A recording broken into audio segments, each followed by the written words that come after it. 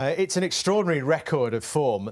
If you go back 65 games, we mentioned this at the top, so we're going back to Klopp's penultimate season, that they finished unbeaten the last 10 games of that season, then lost only 4 games in his final season, and they get to this stage of the season with only 1 defeat this time. So that's 5 defeats in 65 games. The next best are Arsenal and Man City, who've both lost 10 games across that period. And these are the players that have started the most games of those 65. And there's something that ties the top 3 on that list, certainly. Virgil van Dijk, Mo Salah and Trent Alexander Arnold, as we know, all 3 whose contracts expire at the end of this season. And we have 9-10 days away, the possibility of any of those 3 players opening negotiations with a foreign club. You're shaking your head, Les.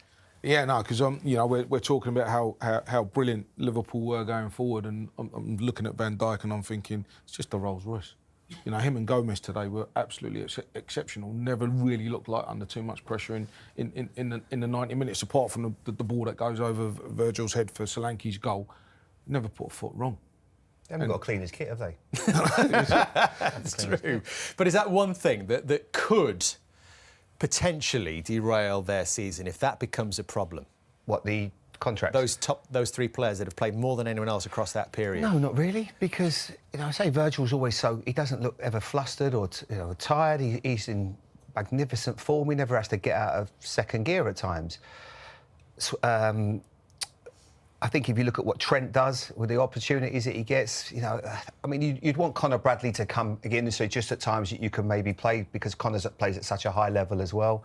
And Salah's goals and assists, and if he's not on the pitch, you can see he gets angry. He wants to play as many games as he can, but they manage it so well with the sports science department now. They can make sure they get the correct minutes, and nothing seems to be affecting them. The contract talk doesn't seem to affect how they play. Sometimes when players are out of contract in the summer, it can affect them and maybe don't put in the performances. The 3 of them are playing at such a high level. You wrote this week in your column, Jamie, I noticed, about Trent Alexander Arnold. You were quite strong in the fact that of why he should sign a new deal. Tell us. I think it's more than a football decision in terms of whether it's money or trophies or your career. I think it's more about his legacy at Liverpool and how he's seen in the future. And I think I made the point a little bit, does he want to be seen as almost the way Steven Gerrard's seen? Or maybe Steve McManaman. Now, 2 great players for Liverpool.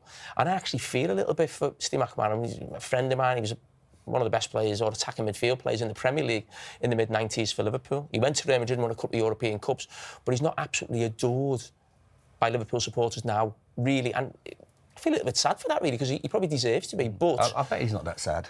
He's won 2 Champions Leagues there, I think. Yeah, but, no problem then. But what I'm saying is, as a local player, I just think that feeling, it's a long time living back in the city and how you feel about your club. And Trent's been at Liverpool since he was 6 years of age, so he's been at the club 20 years. I don't think it'd be nice to almost, Liverpool supporters, whether you agree with it or not, to almost have a feeling of, hang on, we're winning, we're going for the league, we're going for the Champions League, leaving on a free. What more do you want? Everything's here for you. So I don't see it that way. I think that's... Don't you see? I can guarantee you Liverpool supporters will think that. Now, whether it affects that's fine, but I don't think that should be the case, because I think it's not... Well, a couple of things in it. I think it's negligence from Liverpool that they've got them in this position. You shouldn't let 3 players of that quality to get to less than a year of a contract. So if you're going to do that, then... you have to respect that he's going to have a decision to make. And if he's a young player that's given everything to the club, he's won the Champions League, he's won the Premier League, he's won every single trophy. If he wanted to go and try a different culture, do something different, go and play... If he wants to go to Man City or Man United, of course, that would, for me, you can't do that. Liverpool's my club, I was there 11 years. But if I was in that dressing room, I would turn around to him and go, I'd love you to sign, but you know what, good luck. If there's a chance to go to Real Madrid, how do you turn that down? And I think because he's a local lad, they shouldn't be put under that pressure. I think sensible Liverpool fans would say, you know what, you've given everything to this club. And in that period, they could have he saved them a fortune, because they'd have had to buy 2 or 3 right-backs. Look what's happened to Manchester City. They've not had to buy a right-back in that time, and they've had Trent playing at such a high level, won everything. I don't see... If he wanted to go, he would... For me, he should go with everybody's blessing, because he's been unbelievable for that football club. And my point being, he won't go with everyone's blessing. Now, whether you agree with the supporters or not, when you're a local player... Now, if Salah or Van Dijk went for free, they'd actually be saying, oh, brilliant, you've been great for the club. And they actually cost the club money. Trent didn't cost the club money. He's only going to be leaving for what he cost, which was nothing. But I go back to it again. Whether you're Steven Gerrard, Steve McManaman, Michael Owen, in those situations, there's different things that are expected of you as a local player. Now, you may think that's harsh and he's just another player in the dressing room. But as a local player, and I've been there as a local player, and I would never have had a move like that on the cards. But I think to leave Liverpool is difficult as a local player. Now, when I finished playing for Liverpool, I retired a year earlier than if I'd have played for another club because it was Liverpool, because I didn't want to play and the fans be going, oh, my God, he's playing, get him out the team. So I wanted to leave in the right way. So they remembered me in a certain way. Now, if Trent Alexander Arnold doesn't care about that, fine, no problem. But I think he will, if he stays at the club, remembered as one of the greatest players to ever play for the football club and not far behind Steven Gerrard. If he doesn't, he won't be remembered like that. Now, if he doesn't care about that, that is fine. Yeah. But I'm only telling you what Liverpool supporters will think. You get one career to get that opportunity. The club he's with at the moment, though, are the best in the Premier League and the best in the Champions League. But you can try to... How can you say, you've got to stay in one job? I'm not saying you get that opportunity. I think where you're coming from, and when you're saying that, is if he leaves for nothing.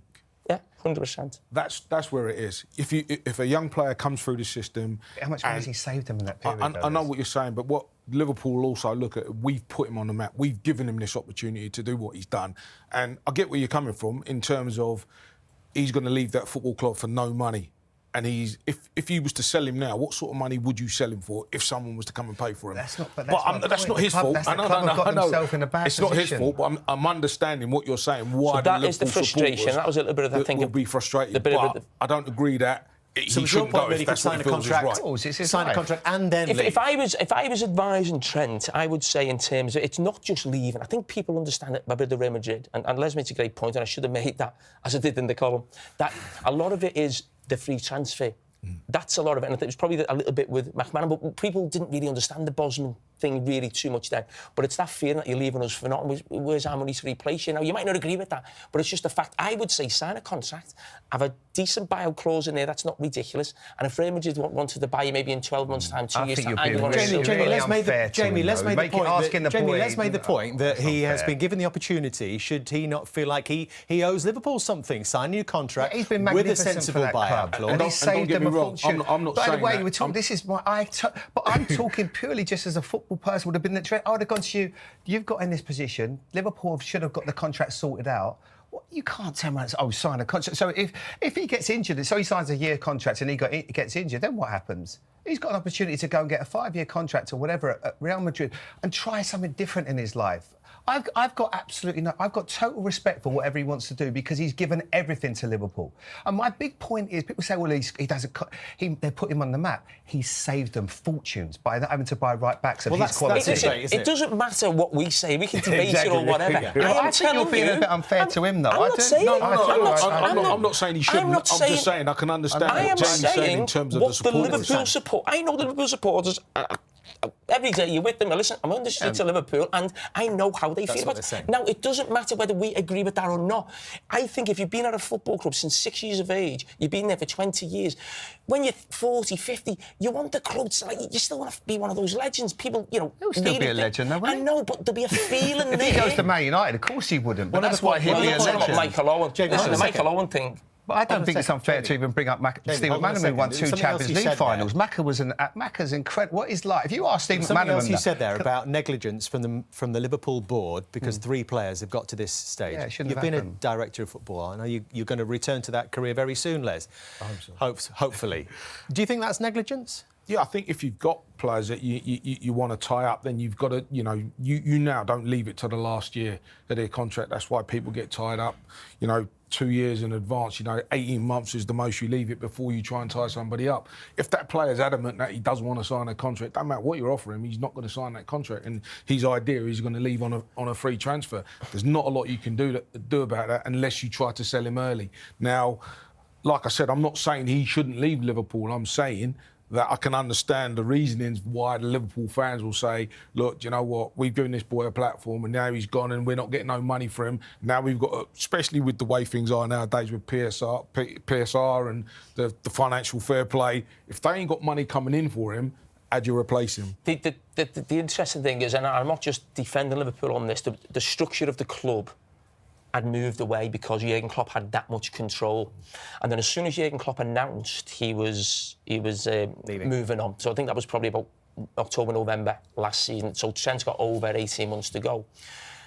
There's no way in the world Trent is going to sign a contract if he doesn't know who the manager is. Now, there was all that thing, who's the manager, whether it's going to be Alonso or different people. Now, I'm not having a go with them because every agent would have done exactly the same. But they were in a position where they could say, no, we're not ready to sign. We don't. Oh, no, we're not ready. We need to know who the new manager is. And then when the new manager comes in, it's a bit, are we going to be successful? I've got a lot of options out there. Now, the thing is, Liverpool have proven at this early stage to be looking like they could be really successful in terms of, top of the Premier League and got the Champions League. So Trent's advisors could use the situation that Liverpool found themselves in as a football club to, take advantage of his position. Yeah, can I just say one more thing? Because there's every chance he could stay as well. He might stay, and if he does, but I'm just saying, but we shouldn't say that you shouldn't do this or you should. It's his life. It's his if he wants to go and play. He's good friends with Jude Bellingham. Going to Real Madrid, I think there's the only club in the world where I can totally get. My God, that's the biggest pull. Let me put you in Liverpool's position now. You've got the money for one of those three. Only one. I'd go with Virgil. He gets the contract. He gets despite his age. Yeah, because he's just imperious and he's playing at such a high level. I wouldn't want to lose any of them. But if you just said if one of them was to sign, because I think Liverpool have always had an ability. When I was there throughout the years where Rush goes and then Fowler comes along and then Owen comes along and then Torres comes along and then Suarez comes along and then Salah. They just seem to turn strikers into superstars. So they will find some, but I just don't know in world football where you could find someone just to replace Virgil. I hope. Listen, I want them all to stay. I do, but I just I'm sure Liverpool fans do as well. I do. I really do. There might not be the money there. Great for our We're league, talking about PSL. I've also got a lot of respect for someone if they want to go and try a different culture. I think good luck. Who's your one, Jamie? I'd probably say Van Dijk, but I'm pretty much certain Van Dijk and Salah will stay. The one worry is Trent because of the situation he finds himself in. But I'm certain the other two will sign. Yeah, no, that's why I was shaking my head when you did the list and I saw Virgil at the top of it, and I mentioned his name straight away. For me, the way he bosses that Liverpool back line and the way he's just so calm, he would be the one that I would be desperate to keep. I'm sure every other team in the Premier League would love to have him as well. That is for sure.